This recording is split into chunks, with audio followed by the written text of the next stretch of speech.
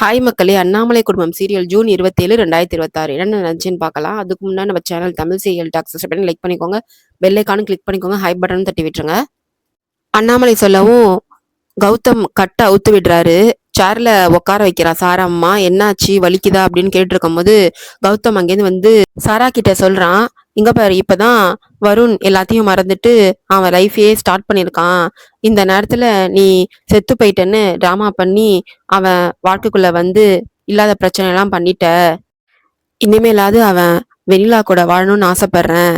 இனிமேலு அவன் வாழ்க்கைக்குள்ள இடைஞ்சலா வந்த சித்தியே விட்டாலும் நான் உன்னை இனிமேல் விட மாட்டேன், நான் உன்னை மன்னிக்க மாட்டேன்னு சொல்லி கௌதம் சொல்லி எச்சரிக்கிறான் இந்த சாராவ. கௌதம் அவளை எச்சரிச்சுட்டு போறான். அப்போ வெண்ணிலா கேக்குறா அண்ணாமலை கிட்ட, இனிமேலாச்சும் வருண் வாழ்க்கையில இந்த சாரா இனிமேல் பிரச்சனை பண்ணாம இருப்பா இல்லத்த அப்படின்னு கேட்கும்போது, அது எப்படி இருப்பா, அவதான் அடிப்பட்ட பாம்பா இருக்காளே, அவ கண்டிப்பா பிரச்சனை பண்ணுவா அப்படின்னு சொல்லிட்டு, அதெல்லாம் நான் பாத்துக்கிறேன், நீ கவலைப்படாத, நீ போய் கார்ல வெயிட் பண்ணுன்னு சொல்லி வெண்ணிலாவை அனுப்புறாங்க. வான்மதி அப்பதான் உள்ள சாராவை பார்த்துட்டு நின்றுட்டு இருக்கா. அப்போ அண்ணாமலை வந்து கேக்குறாங்க வான்மதிய, என்ன வான்மதி, எதுக்கு நம்மள இவங்க மாட்டி விடாம இருக்காங்களேன்னு பார்த்துட்டு இருக்கியா அப்படின்னு கேட்கும்போது அவ ஒண்ணுமே சொல்ல முடியாம தவிச்சிட்டு இருக்கா. இனிமேலாச்சும் அந்த சாரா கூட சேர்ந்து பிளான் பண்றத இதோட நிறுத்திக்க அப்படின்னு எச்சரிக்கிறாங்களே. இல்லத்த அப்படின்னு அவ சொல்லும் போது, உன்னை பத்தி நல்லாவே தெரியும், உன்னை எதுக்கு இங்க கூட்டு வந்தேன்னு தெரியுமா, எங்களை தொட நினைச்ச இவங்களுக்கே இந்த நிலைமைனா இந்த குடும்பத்தை பிரிக்க நினைக்கிற உனக்கு என்ன தண்டனை கிடைக்கும் நீயே யோசிச்சுக்க அப்படின்னு சொல்றாங்க. சாரா கூட சேர்ந்துக்கிட்டு நீதான் சாரா செத்துட்டான்னு நீதான் பிளான் போட்ட, நீதான் ஐடியா கொடுத்தன்னு எனக்கு நல்லாவே தெரியும் அப்படின்னு சொல்றாங்க. அது மட்டும் இல்ல, அன்னைக்கு கோயில்ல வெண்ணிலா கழுத்துல இந்த தாலிய பறிக்கிறதுக்கு ஆளுங்களை அனுப்பிச்சதும் நீதான்னு எனக்கு தெரியும். இதெல்லாம் தெரிஞ்சும் ஏன் அமைதியா இருக்கன்னு பாக்குறியா, இப்பதான் என் அக்கா தான் பையனுக்கு நல்ல வாழ்க்கை அமைஞ்சிருக்குன்னு நிம்மதியா இருக்காங்க, அதுக்குன்னு எல்லா விஷயத்திலயும் நான் இப்படியே அமைதியா இருக்க மாட்டேன் அப்படின்னு சொல்றாங்க. இதோட எல்லாத்தையும் விட்டுரு கௌதம், நான் ஒரு வார்த்தை சொன்னா போதும் உன்னை தலையில கட்டி தொங்க விட்டுருவான், நீ வருண தொடணும்னு நினைக்கிற அந்த நேரம்லாம் உனக்கு இந்த பயம் உன் கண்ணுல தெரியணும், அது உன் ஞாபகத்துக்கு வரணும் அப்படின்னு சொல்றாங்க. வான்மதிய எச்சரிச்சுட்டு கார்ல போறாங்க. அப்போ உள்ள சாரா கால்ல கட்டுற கயிறுலலாம் அவங்க அம்மா அவுத்துட்டு இருக்காங்க. அப்போ சொல்றா, பாவிங்க எப்படி பண்ணிட்டு போயிருக்காங்க அப்படின்னு சொல்லி அவங்க அம்மா திட்டும் போது சாரா சொல்றா, அவங்கள நான் சும்மா விட மாட்டேன், எனக்கே சாவு பயத்தை காய்ச்சிட்டாங்க. அப்போ சாரா அம்மா சொல்றா, வேணாம், அந்த அண்ணாமலை ரொம்ப மோசமானவ, இனிமேலு அந்த வருண் உனக்கு வேணாம், நம்ம பழைய மாதிரி அமெரிக்காலே போய் செட்டில் ஆயிடலாம் அப்படின்னு சொல்றா அவங்க அம்மா. சாரா சொல்றா, இல்லம்மா, என்னையே அவங்க அந்த வெண்ணிலா கிட்ட மன்னிப்பு கேட்க வச்சுட்டாங்கல்ல, இனிமேலு அவங்கள நான் நிம்மதியா இருக்க விட மாட்டேன் அப்படின்னு சொல்றா. உடனே சாரா அம்மா சொல்றா, அந்த வான்மதி தான் எல்லாத்துக்கும் காரணம், நமக்கு ஐடியா கொடுக்குற மாதிரி கொடுத்துட்டு ஒண்ணுமே தெரியாத மாதிரி போறா அப்படின்னு சாரா அம்மா சொல்றாங்க.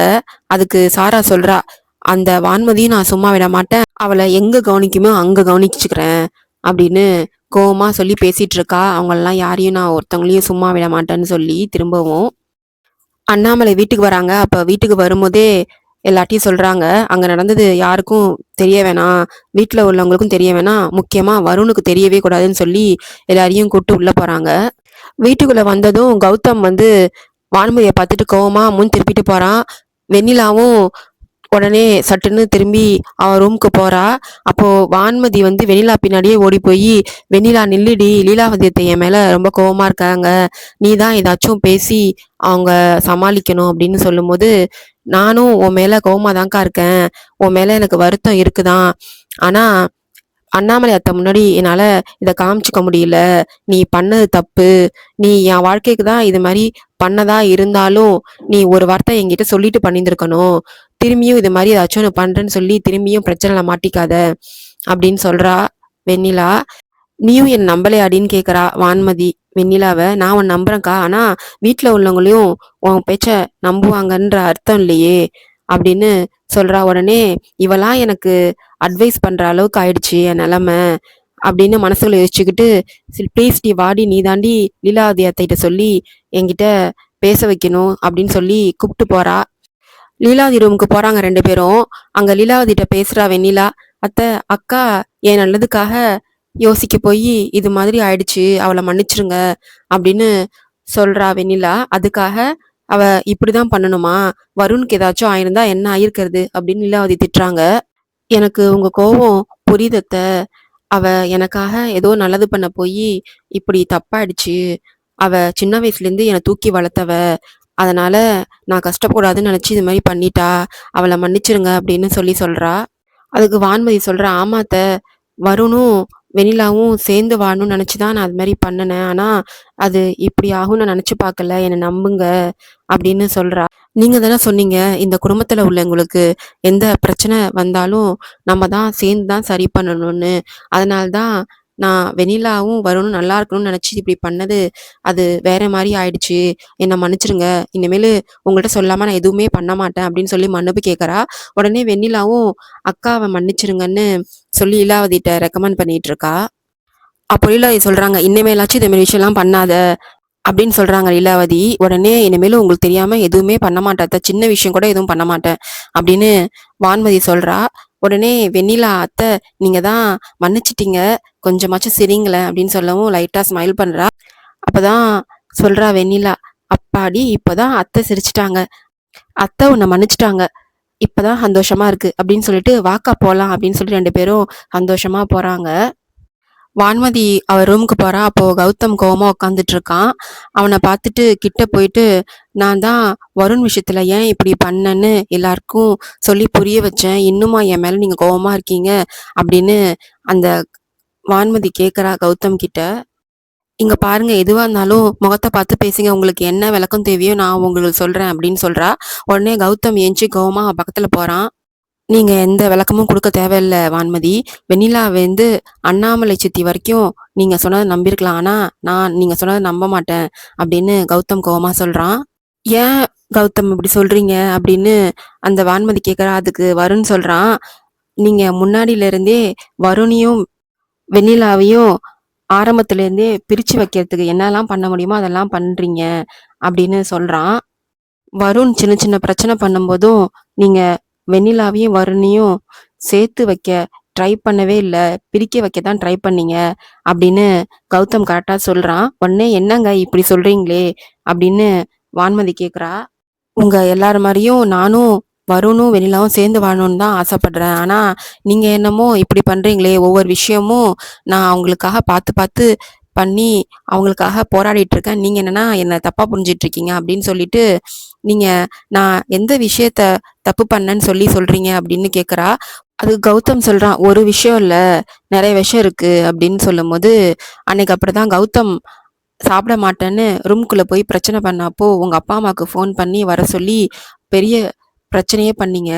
சேர்த்து வைக்கணும்னு நினைக்கிற நீங்க ஒவ்வொரு விஷயமும் அவ இங்க வாழ வேணாம், எங்க அப்பா அம்மா கூடயே அனுப்பிச்சு வச்சிருங்கன்னு எந்த தங்கச்சியும் பார்த்து யாரும் சொல்ல மாட்டாங்க. நீங்க ஒவ்வொரு தடையும் அவங்க பிரிச்சு வைக்க தான் பாக்குறீங்க அப்படின்னு சொல்லி கரெக்டா சொல்றான். அதை பார்த்து அசந்து போய் என்ன சொல்றதுன்னு பேசுறதுன்னு தெரியாம நின்னுட்டு இருக்கா வான்மதி. அது மட்டும் இல்ல, உங்க மங்கா பெரியம்மாவ வச்சு ஒவ்வொரு பிரச்சனையும் பெருசு பண்ண தான் பார்த்துருக்கீங்க. எல்லாத்துக்கும் காரணம் நீங்க தான் அப்படின்னு சொல்றா. சேர்த்து வைக்க பார்க்குறவங்க இப்படிலாம் பண்ண மாட்டாங்க அப்படின்னு சொல்லும்போது, இந்த ஆளு கண்மூடித்தனமா அண்ணாமலை சொல்றத செய்யற ஒரு தத்தின்னு நினைச்சா, எல்லா விஷயத்தையும் நோட் பண்ணி வச்சிருக்கானே இந்த ஆளு அப்படின்னு மனசுல நினைச்சிட்டு இருக்கா வான்மதி. "நீங்க சாரா செத்துட்டான்னு வருண் கிட்ட சொன்னது கூட அவங்கள பிரிச்சு வைக்க பண்ணது மாதிரி தான் இருக்கு." அப்படின்னு சொல்லி கௌதம் சொல்லவும் வான்மதி நடிக்க ஆரம்பிச்சிடுறா. வான்மதி சொல்றா, "நான் ஒவ்வொரு தடவையும் அவங்கள சேர்த்து வைக்க பண்ணத எல்லாத்தையும் நீங்க தப்பா புரிஞ்சிட்டு இருக்கீங்களே. நான் அப்பா கிட்ட சொன்னது எல்லாமே அவரை ஒரு கண்ட்ரோலுக்கு கொண்டு வரணும் தான், வருண ஒரு கண்ட்ரோலுக்கு கொண்டு வரணும் தான் நான் இதெல்லாமே பண்ணேன். ஆனா நீங்களே இப்படி என்ன பேசும்போது நான் எப்படி உயிரோட இருக்க முடியும்? நான் பேசாம செத்துறவா? அதுக்கப்புறமாச்சும் என்ன நீங்க புரிஞ்சுப்பீங்களா?" அப்படின்னு நடிக்கிறா. "நீங்களே இப்படி என்ன சந்தேகப்பட்டா நான் என்ன பண்ணுவேன்னு எனக்கே ஒண்ணுமே புரியலையே. என் தங்கச்சி இந்த குடும்பத்துல நிம்மதியா சந்தோஷமா வாழணும்னு தானே நான் ஒவ்வொரு விஷயமும் பண்ணேன். ஆனா நீங்களே இப்படி என்ன தப்பா புரிஞ்சுக்கிட்டா இதுக்கப்புறம் நான் உயிரோட இருக்கிறதுல அர்த்தமே இல்லை." அப்படின்னு சொல்றா. "என்னங்க சொல்றீங்க?" அப்படின்னு அவர் சொல்றாரு. "இல்லங்க, நீங்களே என்ன இப்படி வெண்ணிலாவை இந்த குடும்பத்துல இருந்து பிரிக்கிறேன்னு நினைச்சிட்டு இருக்கும்போது நான் இனிமேலு யார் என்ன சொன்னா என்ன நம்புவாங்க? என்னை யாரும் இனிமே நம்ப மாட்டாங்க. நீங்களே நம்பாத போது." அப்படின்னு சொல்லி பேசிட்டு இருக்கா. இல்லங்க. இனிமேல் நான் உயிரோட இருக்கிறது அர்த்தமே இல்ல. என் தங்கச்சிக்கு நான் உயிரோட இல்லாம அவ சந்தோஷமா இருப்பான்னா, அவ சந்தோஷம் தான் எனக்கு முக்கியம். நான் செத்து போயிடுறேன் அப்படின்னு சொல்லி அவன மிரட்டும்போது, அவ இல்லங்க, ஏன் இப்படிலாம் பேசுறீங்க? நான் ஏதோ ஒரு கோவத்துல பேசிட்டேன் அப்படின்னு சொல்றான் கௌதம். அத்தையோ, அண்ணாமலை அத்தையோ என்ன புரிஞ்சுக்காம பேசும்போது, நீங்க என்ன புரிஞ்சுப்பீங்கன்னு நெனச்சேன். ஆனா நீங்களே இப்படி பேசும்போது எனக்கு தாங்க முடியல அப்படின்னு சொல்லி அழுது நடிச்சிட்டு இருக்கா. உடனே கௌதமும் ஏதோ குற்ற உணர்ச்சியில பேசின மாரி, "சரி விடுங்க" அப்படின்னு சொல்றான். உடனே "நீங்க என்ன மன்னிச்சிட்டீங்களா?" அப்படின்னு கேட்கிறா வான்மதி. மன்னிச்சுட்டேன்" அப்படின்னு சொல்லவும், உடனே யோசிக்காம அவன கட்டி பிடிச்சுக்கிறா. அவனுக்கும் இவள நம்புறதா வேணாமான்னு தெரியாம, அவளும் அவ மேல கைய வச்சு கட்டி பிடிச்சுக்கிறான். அப்ப வான்மதி சொல்றா, "சாரிங்க, நான் ஏதோ நல்லது பண்ண போய் தப்பா போய் முடிஞ்சிருச்சு.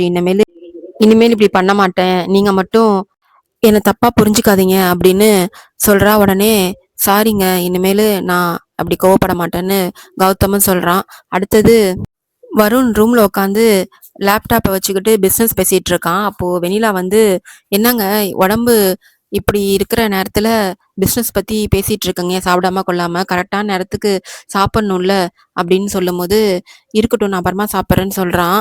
"இல்ல, நீங்க கரெக்டான நேரத்துல சாப்பிட்டு கரெக்டான நேரத்துல மாத்திரை குடுக்கணும்னு டாக்டர் சொல்லியிருக்காரு" அப்படின்னு சொல்லவும், "நான் என்ன குழந்தையா?" அப்படின்னு கேட்குறான். "ஆமா, டாக்டர் உங்கள குழந்தை மாதிரி தான் பார்த்துக்க சொல்லியிருக்காரு. இருங்க நான் வரேன்னு" சொல்லிட்டு சாப்பாடுலாம் போட்டு எடுத்துட்டு வந்து சாப்பாடு ஊட்டிட்டு இருக்கா. அவனும் அப்பதான் பிசினஸ் பேசிட்டு இருக்கான். பிசினஸ்க்கு ஃபண்டு வேணும்னு கேட்டு யார்ட்டையோ ஃபோன் பண்ணி பேசிட்டு இருக்கான். சாப்பாடு போதும்னு சொல்றான். லாஸ்ட் வாய் இதை மட்டும் வாங்கிக்கோங்கன்னு சொல்லி ஊட்டிட்டு இருக்கா. அடுத்தது நான் மாத்திரை எடுத்துட்டு வரேன்னு மாத்திரை எடுத்துட்டு போறா. அப்பதான் அந்த பிசினஸ் பேசுறவர் சொல்றாரு, "நீங்க உங்க பிசினஸ்க்கு நாங்க ஃபண்டு கொடுக்கணும்னு நினைச்சீங்கன்னா ஒரு ரூல்ஸ் இருக்கு. நீங்க நீங்க உங்க கம்பெனியோட ஷேர்ல ஒரு போர்ஷன் உங்க மனைவிக்கு கொடுக்கணும். இல்ல நீங்க அவங்கள டைவர்ஸ் பண்ணணும். அட்லீஸ்ட் ஓஎம்ஓஏல கூட கையெழுத்து வாங்கணும்" அப்படின்னு சொல்றாரு. "இதை மட்டும் நீங்க பண்ணிட்டா நீங்க கேட்ட ஃபண்டு கிடைச்சிரும்" அப்படின்னு சொல்றாரு. உடனே, "சார், இது என் பிசினஸ்க்கும் என் ஒய்ஃப்க்கும் இதுல என்ன சார் சம்மந்தம் இருக்கு?" அப்படின்னு சொல்லவும், "ஏற்கனவே நிறைய நாங்க பிசினஸ்ல நாங்க இதே மாதிரி நடந்திருக்கு. அவங்க பிசினஸ்ல வந்து அவங்க ஒய்ஃப் ஏதாச்சும் ஒரு அவங்களுக்குள்ள பிரச்சனைனா பிசினஸை பாதிக்குது. பிசினஸ்ல இருந்து ஷேர் கேட்குற மாதிரி ப்ராப்ளம் ஆயிடுது. அதனாலதான் இந்த ரூல்ஸை நாங்க வச்சிருக்கோம்னு சொல்லிட்டு அவர் ஃபோன் வச்சிடுறாரு. அப்போதான் மாத்திரை எடுத்துட்டு வந்து வெண்ணிலா கொடுத்துட்டு அவனுக்கு போரெல்லாம் போத்தி விட்டு தூங்க வைக்கிறதெல்லாம் வச்சு இவன் யோசிச்சுட்டு இருக்கான். இவ இப்படி நம்மள இந்த நேரத்துல எவ்வளவு நல்லா கவனிச்சுக்கிறா, இவகிட்ட எப்படி போய் திடீர்னு டிவர்ஸ் கேட்கறது அப்படின்னு மனசுக்குள்ள யோசிச்சுக்கிட்டே படுத்துட்டு இருக்கான். அதோட இந்த எபிசோடு முடியுது. வரப்போற எபிசோட்ல நடக்குதுன்னு பார்க்கலாம். பாய் மக்களே.